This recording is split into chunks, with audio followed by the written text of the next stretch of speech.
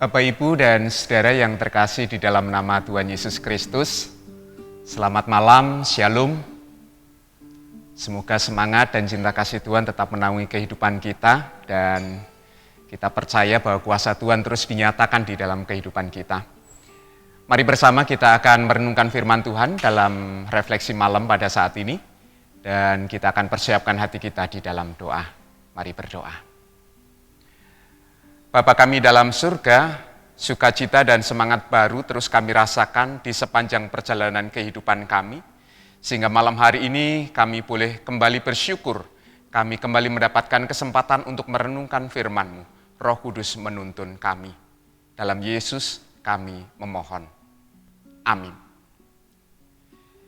Kita akan bersama perhatikan firman Tuhan dari surat Rasul Paulus kepada jemaat di Roma, tepatnya pasal 12 ayat yang ke-19 demikian.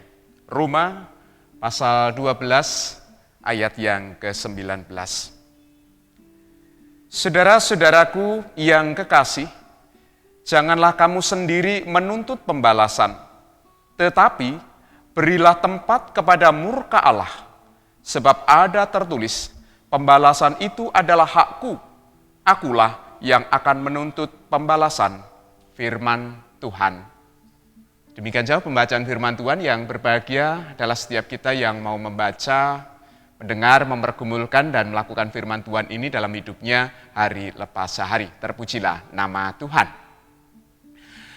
Bapak, Ibu, dan Saudara, jalan adalah satu tempat yang seringkali sangat rentan terjadinya percekcokan antar pengendara. Hal yang paling sederhana, saling mendahului sebagai sebuah tanda bahwa dia tidak terima didahului, maka dia akan mengejar. Belum lagi ketika terjadi serempetan, orang akan kemudian mengejar, menuntut ganti rugi, terjadi percekcokan, adu mulut, dan seterusnya. Apalagi ketika salah satu merasa menjadi korban. Apa yang terjadi berikutnya?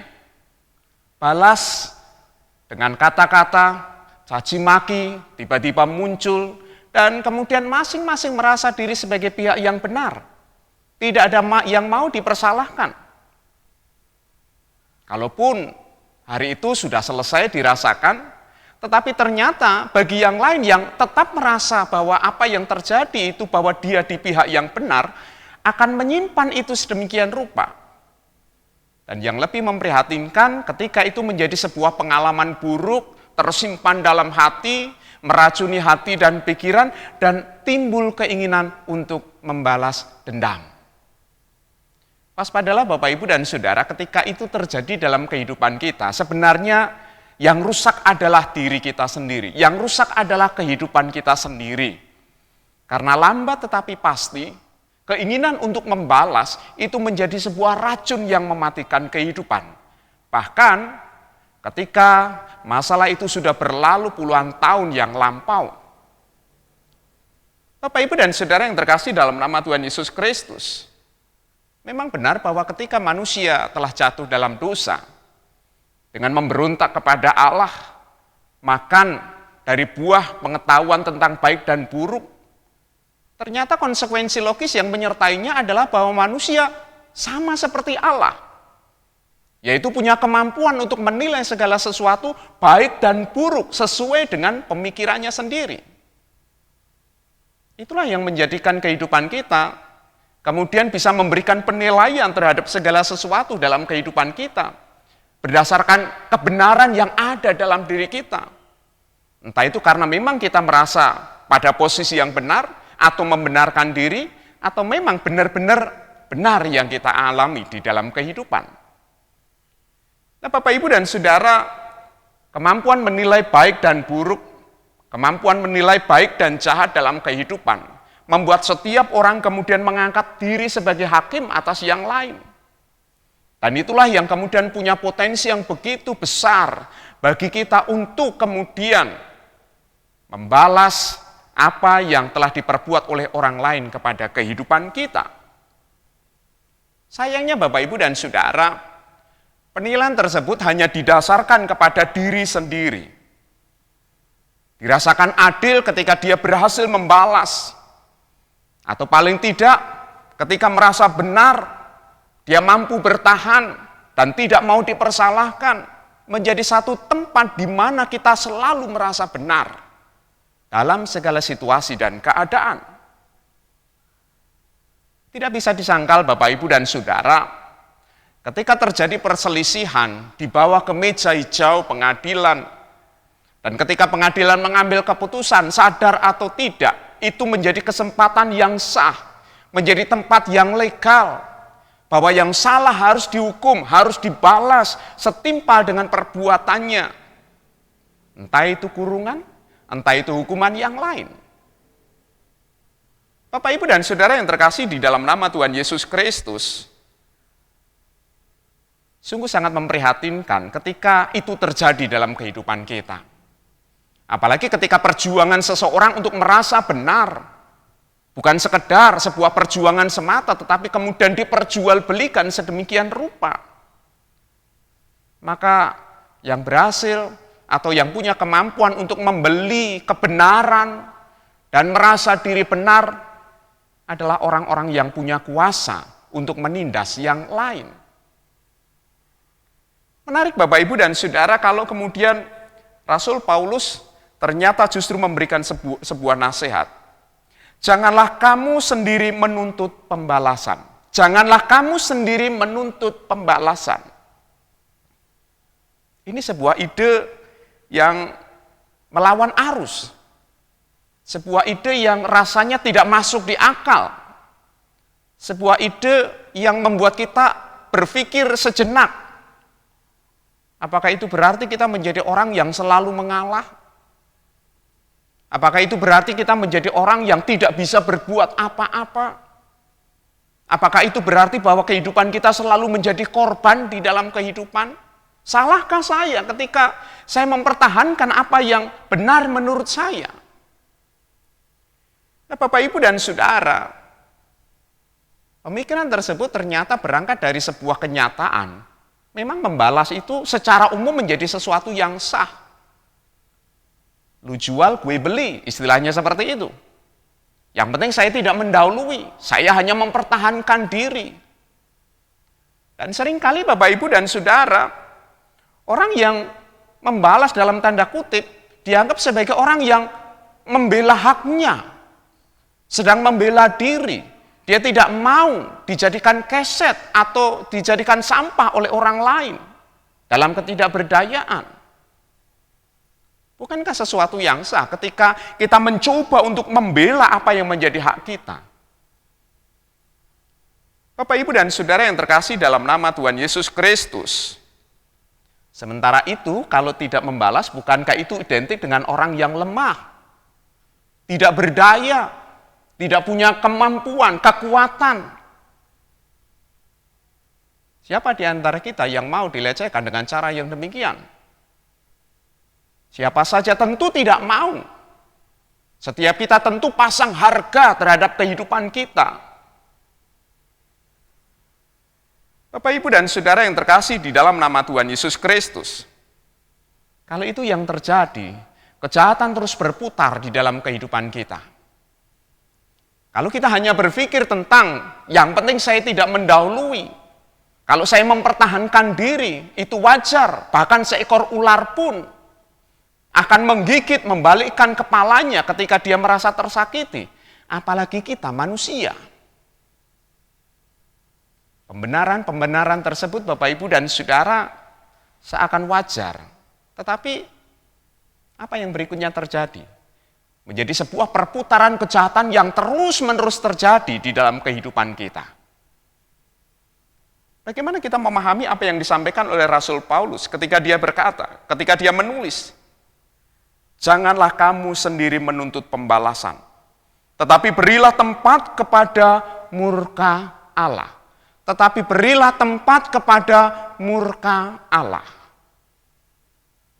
Catatan menarik Bapak, Ibu, dan Saudara, Paulus ternyata membawa kita kepada sebuah pemahaman yang melampaui akal budi. Mengatasi pikiran kita bahwa ternyata kita harus kembali kepada awal kehidupan, bagaimana Allah lah yang sebenarnya punya hak atas kehidupan kita. Nasihat ini membawa kita kepada sebuah pemahaman, Bapak, Ibu, dan Saudara, bahwa kita harus paham bahwa Allah adalah hakim atas kehidupan. Apapun pergumulan dan persoalan kehidupan kita, Allah adalah hakim atas kehidupan kita. Ini tentu menjadi hal yang sangat-sangat mendasar. Itu artinya kita tidak hanya melihat apa yang terjadi, bukan hanya melihat apa yang kita alami, bukan hanya merasakan apa yang kita rasakan atau kesalahan orang lain, tetapi memandang kepada Allah yang tentu punya karya yang lebih besar atas kehidupan kita bersama. Bapak, Ibu, dan Saudara, ini menjadi penting bahwa di dalam setiap kehidupan kita, persinggungan kita bersama dengan sesama, kalau kita mau mengasihi dengan sungguh-sungguh, maka kita harus menempatkan Allah sebagai hakim atas kehidupan kita. Pada sisi yang lain, Bapak, Ibu, dan Saudara, kita harus sadar bahwa penilaian yang kita lakukan di dalam kehidupan itu sebenarnya terbatas. Kita menilai segala sesuatu biasanya didasarkan kepada kecacatan dalam pengalaman-pengalaman kehidupan yang pernah terjadi dalam hidup kita. Kadang-kadang membawa luka hati lama, yang sadar atau tidak itu punya pengaruh begitu besar kepada pilihan untuk memberikan penilaian. Waspadalah, setiap kita punya pengalaman-pengalaman yang tanpa kita sadari punya pengaruh besar ketika kita menilai segala sesuatu di hadapan Tuhan. Dan penilaian kita seringkali hanya didasarkan kepada kepentingan dan keuntungan kita semata. Kesadaran ini, Bapak, Ibu, dan Saudara, tentu membawa kita untuk kemudian yang ketiga membebaskan diri dari berbagai macam trauma. Menilai tentu itu menjadi tanggung jawab kita. Bahkan dengan akal budi Allah juga bisa berkarya. Kita bisa menemukan yang benar sesuai dengan kehendak Tuhan itu apa. Tetapi Bapak, Ibu, dan Saudara harus terbebas dengan trauma-trauma masa lampau, sakit hati, kepentingan, keinginan, egoisme. Bapak, Ibu, dan Saudara yang terkasih di dalam nama Tuhan Yesus Kristus, itulah maksud Rasul Paulus ketika mengajak kita untuk mempersembahkan tubuh kita, seluruh kehidupan kita kepada Allah, dalam sebuah kacamata agar apapun yang pernah kita alami dalam kehidupan kita, tidak menjadi sebuah pengalaman buruk sehingga penilaian kita melenceng dari kehendak Tuhan. Bapak, Ibu, dan Saudara yang terkasih dalam nama Tuhan Yesus Kristus, kalau kita sudah menempatkan Allah sebagai hakim, ternyata Rasul Paulus mengatakan, tetapi berilah tempat kepada murka Allah sebab ada tertulis, pembalasan itu adalah hakku, akulah yang menuntut pembalasan. Firman Tuhan. Bapak, Ibu, dan Saudara, jangan pernah merampas hak Tuhan. Jangan pernah merasa diri lebih hebat daripada Tuhan. Dan itu selalu menjadi sebuah godaan. Jangan pernah merampas hak Tuhan. Pembalasan adalah hak Tuhan. Karena dia adalah pemilik kehidupan, bukan kita. Sementara kehidupan kita ini hidup karena anugerah dari Tuhan sendiri. Bapak, Ibu, dan Saudara yang terkasih dalam nama Tuhan Yesus Kristus, godaan selalu muncul dalam diri kita untuk mengangkat diri sebagai hakim atas orang lain, menjadi Tuhan atas orang lain, yang seolah-olah orang lain selalu pada pihak yang salah dan tidak benar. Waspadalah Bapak, Ibu, dan Saudara, ketika itu terjadi sadar atau tidak, kita sudah mulai menjauh dari karya Tuhan, kehendak Tuhan di dalam kehidupan. Bagaimana kita bisa melakukan hal yang demikian? Tentu satu-satunya cara adalah dengan pengampunan. Mengampuni adalah pilihan terbaik untuk bisa membangun perdamaian. Mengampuni adalah sebuah pilihan terbaik yang bisa menjadi sebuah dasar dalam kehidupan iman kita. Agar terus kita hidup di dalam damai. Dan itu berawal ketika kita bisa berdamai dengan diri kita sendiri. Kita tidak merasa kesal, kita tidak dibelenggu dengan kondisi-kondisi yang tidak nyaman di dalam kehidupan kita, yang seringkali membuat kita terus-menerus dirongrong oleh kejahatan-kejahatan orang lain. Mengampuni akan menyelesaikan itu semua. Bapak, Ibu, dan Saudara, ketika kita mengampuni, itu tentu didasarkan kepada pengampunan Tuhan sendiri atas kehidupan kita. Jika pengalaman kehidupan yang sudah diampuni oleh Tuhan itu menjadi kekuatan mendasar, bukankah kita akan dimampukan juga untuk melakukan hal yang sama di dalam kehidupan? Bapak, Ibu, dan Saudara, kalau pembalasan itu adalah hak Tuhan, apa yang kemudian menjadi hak kita? Yang menjadi bagian kita adalah, jika seterumu lapar, berilah ia makan. Jika ia haus, berilah ia minum. Itu yang menjadi bagian kita. Itu yang harus kita perbuat, memunculkan kasih ketika kondisi tidak memungkinkan untuk adanya kasih. Memunculkan kasih ketika kondisi seolah-olah tidak mungkin ada kasih di dalamnya. Sebuah tantangan yang luar biasa dalam kehidupan iman kita, Bapak, Ibu, dan Saudara. Ketika kita menjalani kehidupan, di jalan, dimanapun kita berada, sangat rentan bersinggungan, berselisih paham dengan siapa saja sesama kita. Mari kita belajar untuk menempatkan Allah sebagai hakim atas kehidupan kita. Pembalasan adalah hakku, demikian firman Tuhan. Mari Bapak, Ibu, dan Saudara, jangan pernah merampas hak Allah. Itu hak Allah, bukan hak kita. Jangan pernah merampas hak Allah. Itu hak Allah, prerogatif Allah, yang tidak bisa diganggu-gugat oleh siapapun. Mari Bapak, Ibu, dan Saudara, kita mau memilih untuk mengampuni. Kita memilih untuk mengampuni. Kita memilih untuk berdamai. Dan mari kita mengalahkan kejahatan itu dengan kebaikan. Bukan dengan kejahatan yang sama, tetapi dengan kebaikan. Bapak, Ibu, dan Saudara yang terkasih di dalam nama Tuhan Yesus Kristus, ketika kita hanya mengandalkan diri kita sendiri memang terasa berat. Dan rasanya tidak mungkin kita bisa melakukannya. Tetapi yakin dan percayalah, Roh Kudus akan memampukan kita ketika kita meminta pertolongannya. Yakin dan percayalah, Tuhan akan memampukan kita untuk belajar mengampuni sesama kita dengan lebih baik. Amin. Mari kita berdoa di hadapan Tuhan. Bapa kami dalam surga, ampuni kami ketika ada begitu banyak kesalahan sesama kami yang kami simpan dalam hati sehingga itu menjadi racun yang mematikan kehidupan kami. Malam hari ini kami hendak belajar untuk mengampuni.